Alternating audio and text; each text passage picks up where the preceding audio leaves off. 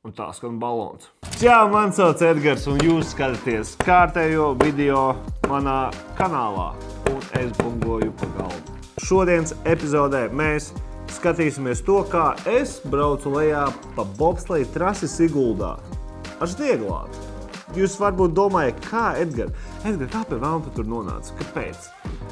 Nu, es jums tam pastāstīšu. Tas notiek apmēram šādi. Mans draugs Edijs uzrakstīja man. Un es viņam atbildēju. Un tad mēs tur nonācām.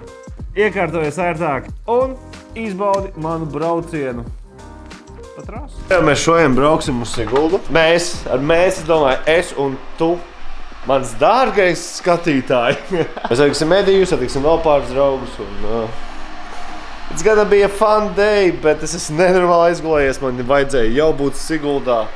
Tas nekas. Es tagad aišu kafiju.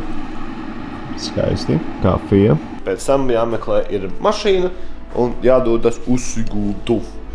Rombīzlī. Labprāt īsumā palikt mājās un skatītos Harry Potter kopā ar Aneti. Bet it's not an option. It's not an option.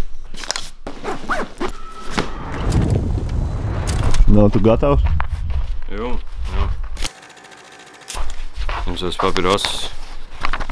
Tas mans nāves līgums. Es, protams, kā gudrs cilvēks atbraucu nesagatavojies kārtīgi, bet es vismaz esmu atbraucis. Tagad Edijs mani vedīs. Edijs vedīs. Mēs esam ceļā Siguldas bobsleja trasi. Bobsleja trasi? Tā viņa savu? Ceļā vēl. Tās ir burkas mammai. Bet šits pasākums vēl 5 stundas, ja kopā? Jā, laikam līdz 11. Bet iespēja laimēt sev jaunu 15. GoPro. Ir jau 15. Aha. Baņģuga. Nu, pat te, ja mēs tu brauksim, ja? Nu, man liekas, šis būs ritīgi traki. Bet ritīgi labi. Un var vinēt GoPro. Laikam.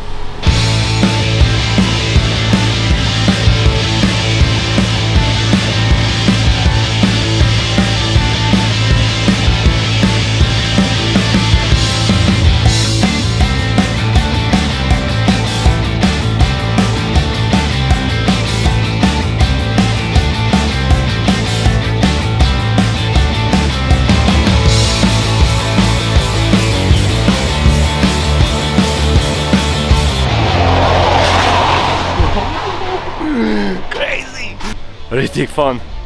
Bija šī mugursāp, jo tev visu laiku jābūt saliekušam un baigi jāturās tādā ieliektā banāna formātā, teikt. Nogurdinošajā, ļoti laikietilpīgi, kas ir ir ok, jo tev ir laiciņš atpūsties. Mans ātrums bija pēdējā braucienā 61 km/h, te džeki bliež gandrīz 90, labi, bet viņiem tā kā tas pro līmenis ir. Es esmu rukijs.